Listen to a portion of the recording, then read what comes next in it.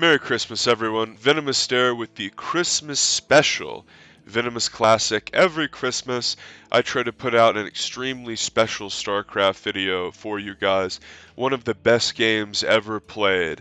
I have a library of all these Starcraft games that have been played, and I've tried to cast the best ones over the years, and that has been the Venomous Classic series, which you can find on a playlist on my channel. I encourage you to check that out after this, both Starcraft 1 and 2, and this is ranging from over a decade in terms of times played. As far as this game's from 2008, and I have of course casted games very recently on the last patch of Starcraft, so you can really get a nice sense of the history of Brood War if you watch this channel and subscribe and click the bell notification, as all of you should, because the sub boxes don't work anymore. So, Greg IdrA, my personal favorite player ever, in the bottom left, playing his methodical macro Terran on the map Othello, which is a bit of a weird map because the main base wheels around and has sort of this weird finger link high ground above the natural. And obviously that high ground is connected within the main. It's not like Lost Temple where it's just its own little high ground above the natural that can be easily dropped.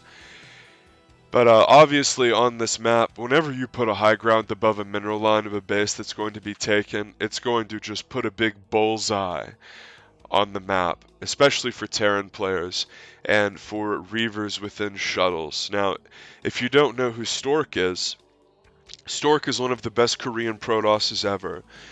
Now, this game was played in 2008, which obviously means that there has been a lot of StarCraft between now and then. Both Stork and IdrA would go on to win tournaments after this series and would have incredible matches just going on into their career, and were incredible macro players. Both of these guys really preferred macro play and didn't do a lot of cheesing. Both of them would only really opt for cheesy aggressive options to keep people honest. Now, let's not get that confused with putting a little bit of pressure on, as we see IdrA trying to skirt around here. A lot of the Brood War maps were really weird in terms of they would have quirky high grounds with minerals on one side that you could mine through to scoot through, or you could scoot through with the worker. Like you could do like little micro tricks where you could right click through and get through the minerals. Destination is a map that sort of comes to mind where you can do little micro tricks, but Stork is aggressing up here with the Dragoon, and IdrA is making a siege tank, but notice it just started, and another Zealot is going to run up here, and that is a tight little wall that only a Marine can get through. There are only a few units that can get through those tight little walls of barracks and depots, or barracks together. And IdrA is mass repairing as Stork is aggressing upon his ramp, and IdrA is just stalling until he gets his tank out. As we can see, he has made a CC on that weird little high ground I was telling you about, and Stork is making a pylon at his natural, and the tank is out for IdrA. So this sort of stops the push in a sense. It doesn't necessarily halt it completely, but it puts the Protoss in a position where they're going to take damage on their units if they keep aggressing. So the Protoss player knows that, and he's going to run back. Now, another little intricacy of that push is the Protoss player is waiting for Dragoon range to finish, because once Dragoon range finishes, you're in a position as Protoss where you can really get aggressive on a bunker. Now, what we see a lot is the Terran player going for a bit of a faster expansion, and they're trying to do the same stuff. They're trying to rush out Siege Tank with Siege Mode, but the crux of the issue is what they'll do is they'll expand a bit quicker, but they'll make a bunker on the low ground, and then they'll just try to make 4 Marines, and anytime the Protoss player aggresses, they'll just try to repair the bunker. Well, the way that the Dragoon range interacts with this, in this very common build order that just has happened millions of times in the history of Brood War and in the server, a very standard thing, is once the Dragoon range finishes, it outranges the bunker, and then the goons wail away at the bunker, and the Terran player has to fastidiously repair, and then if they repair all the way, the SCVs will just stop repairing. And remember, there's no auto repair in Brood War like in StarCraft 2. So then the Dragoons just keep wailing away at it, But if you're not paying attention, what happens? Your SCVs stop preparing, you look into your base to macro, and oh shit, your bunker died. It's one of these things that just puts a lot of pressure on the Terran player. And what it comes down to is getting that tank out and getting siege mode out. Because once you have siege mode out, it really starts to limit what the Protoss can do with you with strictly Zealot Dragoon. That's sort of the bread and butter initial defense if you're Terran. Once that siege mode finishes, you get a couple of 3 siege tanks, as Richie Priya would say. That's the moment in which you feel a little bit safer. But this matchup is all about Protoss putting the pressure on and having aggressive options. Now we can see that Stork has gone for a bit of an observer play here, which is very standard. He went into fast robo with a fast observer and is getting a fast third. The observer at the front of IdrA's base, and Stork might have looked to put a little bit of pressure on here. As IdrA is buttoned up, he repositioned his E-Bay and his barracks to form a wall. You love to see that. It's always intelligent to make part of your wall at the front door of your natural because it makes it harder for opponents to attack into you. And that's true in a lot of different matchups. For instance, in this matchup, the Protoss player will make a plethora of pylons in a linear way at the front door of their natural to prevent against a lot of vultures running through and harassing. They want to make it where if they see vultures coming, they can just park a couple Dragoons on hold position in the hole of that wall. You see a similar thing in Starcraft 2 against Zerg, where the Protoss player will sort of make a wall in at their natural or at their main and park units there in that little choke to prevent units from running by. But in this matchup, like I said, it's the Vulture Bike, which is one of the best units in any RTS ever. An incredibly made unit as IdrA scans Stork's main there, sees a whole lot of nothing, sees a robo, sees an observatory. In this matchup, you're almost always going to have to open robo. Not necessarily open robo, but get robo at some point and get the observatory very quickly so you can get observers very fast, because the observer is one of the best units in the game. It lets you see what your opponent's doing, and of course it's a detector, which is crucial, not necessarily so much in this matchup, but in general in StarCraft. But the ability to get so much info to see what your opponent's doing, as you see the observers over IdrA's factories. IdrA is known for being a macro player, so IdrA is not going to surprise Stork by going for a multiple factory play, because that's standard in the matchup. And for my new players, notice that he positioned those factories clustered right on top of each other as close as they would go. And of course the machine shop always goes on the right, so you want to put a factory to the left of your existing factories that have machine shops equipped, so you can make vultures out of the left side factories, and you're going to be making mostly tanks out of the factories that have machine shops on them, for those of you who are new or are only familiar with StarCraft 2.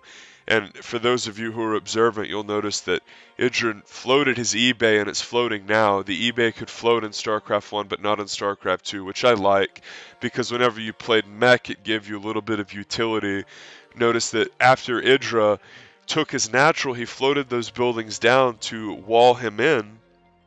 And the reason that's good against Protoss is Protoss will likely try to pressure you with Zealot Dragoon throughout the game, as we see a nice little engagement as IdrA pushes Stork back, and IdrA's trying to push up and take his third.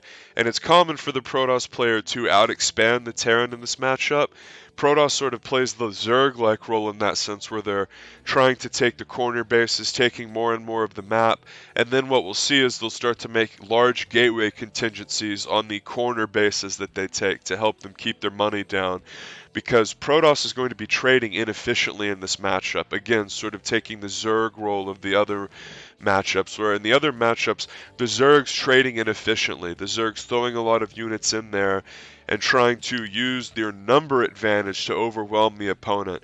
The Protoss is doing this in this matchup against Terran, where the Terran is winding up slowly as IdrA screaming northeast here, trying to find Stork's expansions, and Stork, being one of the best macro Protosses in the world and a top tier Korean player, one of the best players in the world, not just at his race or in his nation, but a Bonjour level Gosu player who was incredible for years before this and years after this, and is honestly a top 3 Protoss player in StarCraft 1 history.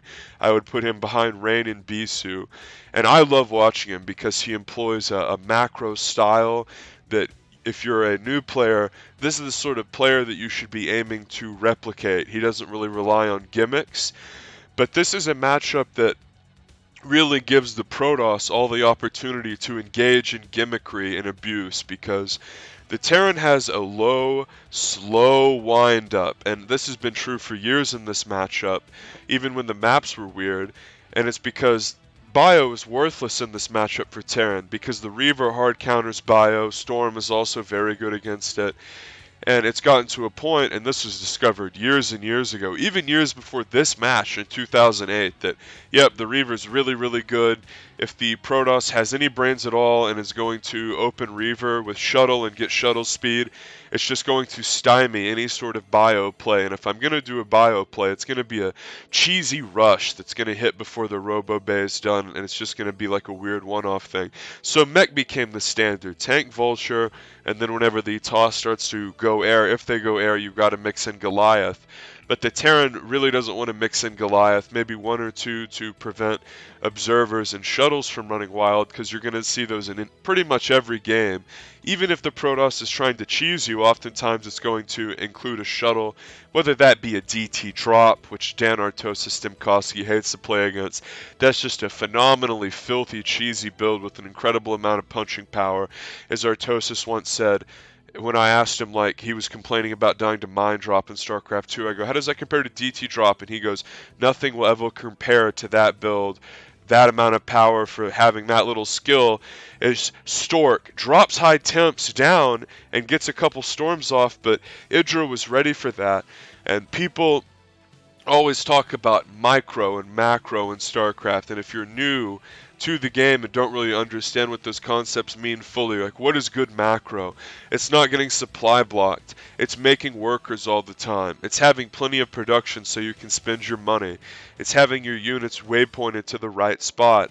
And IdrA has done a phenomenal job of macroing, and Stork's going to swing over to this weird little back path of Othello and siege this third base from the northwest side. But IdrA has a plethora of tanks, and that's what I was talking about, is when it comes down to defending in StarCraft 2, and in this matchup specifically, it's all about the siege tank, baby. The Vulture is incredible for map control, for laying mines, and for harassing, but all of your punching power comes from the siege tank. The siege tank is the crux of the issue. And Zealot bombs being dropped on the Kraken as IdrA loses some tanks and a couple others severely injured, as IdrA's trying to get turrets up, and this is a completely standard Protoss vs Terran. This is the sort of Protoss vs Terran that you should learn from and revel in, as Zealot Dragoon is going to scream southbound. Huge storm going down onto the siege tanks, and now they're in the red health bar wise, and storm is going to occur on the southern portion of the siege tanks as well. But Stork runs out of Zealots there, and he has to back off.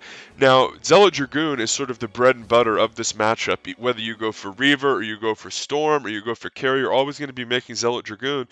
And the way that that works is you always have to get Dragoon range and Zealot legs, and whenever you do these big engagements versus Terran mech, the Terran is trying to kill off all your Zealots, and once they kill off all your Zealots, then suddenly the Dragoons get hammered by the siege tanks, and the Protoss player sort of has to back up and make a huge wave of Zealots. As we can see in the production tab, we just saw 6 Zealots and 6 Dragoons, and Stork is just constantly pumping out units, and this is part of having good macro, is he's also making arbiters, and IdrA's pushing forward here into his third, and this is a very scary thing whenever Terran pushes way up and gets sort of set up in your grill, as you always want to keep Terran on their side of the map, is IdrA's sieging this third base, and IdrA's just doing a phenomenal job, because once this third falls, it's going to be very hard for Stork to survive, because IdrA moves into the natural and will sit on his chest, and suddenly all of his production's cut off, and then you're really screwed. But as it stands, Stork is going to, again, swing into that back path, poke this northwest side into IdrA's third. Very sort of weird setup, because most maps, a lot of times you're only going to be able to attack and angle the third from a certain angle, or at least if the angle is there as far as an alternate angle, it's going to be a more narrow path, as this west side of Othello is just huge. This is one of those like weird like mid 2000s maps. As in the early days of StarCraft, like in the early 2000s, the maps were very small and claustrophobic, and they had sort of moved a bit closer to normal maps at this time with Pro League and whatnot. IdrA's just hammering away at this third base, and this is somewhat common in the sense that you're okay losing a few Nexus if you're Protoss against Terran, as long as you're rapidly expanding. Notice that Stork has that right side base, the natural, and he's had the right side base, the main, for several minutes now. It has a plethora of workers, and just because, oh wow, a huge engagement mid-map here as Arbiters, remember, they cloak what's beneath them, as Stork has some DTs here, and man, this is just absolutely brutal as we see IdrA being sort of sandwiched, as he had a little contingency, and now he's screaming up with vultures, and Stork is attacking IdrA through this mid part of the map with a ton of Dragoons. IdrA's trying to run up here with Siege Tank Goliath, and this classic on Othello is getting exciting as IdrA's trying to siege up, but Stork having an insane amount of units, surging southbound, but again, he's run out of the Zealots, and you'll see once the player runs out of Zealots, they run out of Storm, they run out of Arbiters, and it's just Dragoons left. The Dragoons get killed very quickly. Dragoons are a true support unit in this sense. They have a lot of pop, they have a tremendous amount of utility and damage to armored units, and they're sort of a bread and butter unit in your army, but again, alone, they're not going to get the job done against a big scary Terran army. But holy crap, Dark Templar are out here, and they're cutting down IdrA's push. As once IdrA pushed up into this third base natural part of Stork, he sort of felt like, oh man, I've got this one won. But with Arbiters and DTs out, IdrA needs to move turrets up here. He doesn't have any mobile detection, doesn't have science vessels, and he's scanning again. That's what that little blue thing is, that little blue circle. And IdrA desperately trying to break Stork, as this is a razor's edge type of engagement, as it looks like IdrA has run out of comsat scan here, as if he just had one more freaking scan, he would have been able to clear that little army, and it looks like he's going to stall out and have to retreat. And it looks like he's researching EMP Shockwave, and he's trying to tech up and get that science vessel. Is this just a classic TVP where the Protoss put some pressure on early, the Terran SimCities buttons up, then the Protoss goes into Arbiter, okay, he's sort of keeping the Terran on the back foot, okay, then he mixes DTs in. DTs help stall out the push, and then as it stands, IdrA just couldn't quite break Stork, as he had to blow scans trying to defend those DTs. And then when he got to the killing blow, he was one freaking scan short. And Brood War, very vexing and unforgiving, because in StarCraft 2 you would just have those scans as a big stasis goes down. And IdrA is in a rough spot here because he has expanded southbound and southeastbound. And if you see those purple little dots on this glorious HD game, as part of why I waited to cover this specific game was the only available BOD was in like 2009 abhorrent quality, as a DT had roamed down here and brutalized this base, killing all the workers, and IdrA loses that base. And considering he didn't actually kill that third, he just pushed down and threatened it severely and was sieging it. Losing that base is huge, because notice Stork is on 6 base, and it's sort of okay for Protoss to be a base ahead. Again, that's often said about Zerg, and Zerg versus Terran and Zerg versus Protoss. Oh, Zerg's supposed to be a base ahead. But man, when you're 2 base ahead, you have that whole right side of the map, you're getting gateways in production up on the top right, and you're continuing to expand.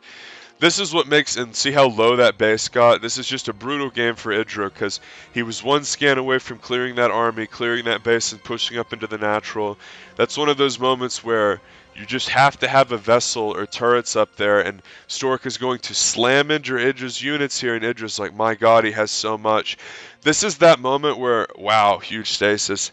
as IdrA's army is just marooned here. Half of it's stasis, and IdrA leaves. Wow. So let's just flip it back a bit there, and let's just consider what happened. So IdrA really is ahead. Throughout most of this game, he's ahead. He takes his third before he really falls behind. Like, he's wheeling out to take his third right now. That fourth base has not been established. Stork is such a methodical, great player that he already has like the wall and the cannon, so it can't be harassed. But IdrA takes this third in a timing that is appropriate. The SCV transfer is right there.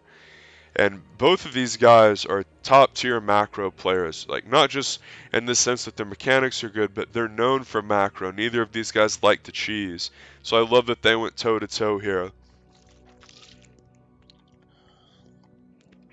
And what's interesting about this game is later in an interview, IdrA once said, "Oh, the game on Othello, I had him dead, but he made DTs and won." And he sort of smirked and like sarcastically said, "Well, he made DT," and I think it was Artosis actually that said, "Well, he made DT, so it doesn't count." And IdrA smirked and said, "Yeah." But the crux of this game comes down to when IdrA pushes the third and it stalls out, and the reason it stalls out is because DTs are made. And honestly, DTs swing in on the south side of the army, and if you've never played Macro Terran, it's hard to truly understand how difficult it is to deal with DTs. Remember, a lot of the terrain on this map you can't build turrets on. So whenever IdrA does this big push like this, it's sort of like he's slamming his macro of all of his command centers. He's getting everything out of his factories, and he sort of has that fluttering feeling in his chest of like, oh shit, I'm about to win. And then he's like, oh no, everything's dying. And then he scans, and like half of his army's segmented up fighting under the Arbiter, and then he kills the DTs. And then the front side of his army dies, and then he scans again, and then, okay, it looks like he's going to win, and then, oh, I'm out of scan. Right whenever the Protoss doesn't have enough under his Arbiters to survive, doesn't have enough energy to stasis. And while that's happening, IdrA's losing workers at his fifth base due to a DT. So let's look for that moment. And again, this is one of those things where on another map, on a more like claustrophobic traditional map, it's harder for Stork to just run away from the third base area and try to attack IdrA's third. And you see brilliant zealot bombs here. So for new players, whenever you face Terran mech, you might be, especially Protoss I'm talking about here, you might be saying like, well, how the hell do I deal with Terran mech like when they get a bunch of tanks?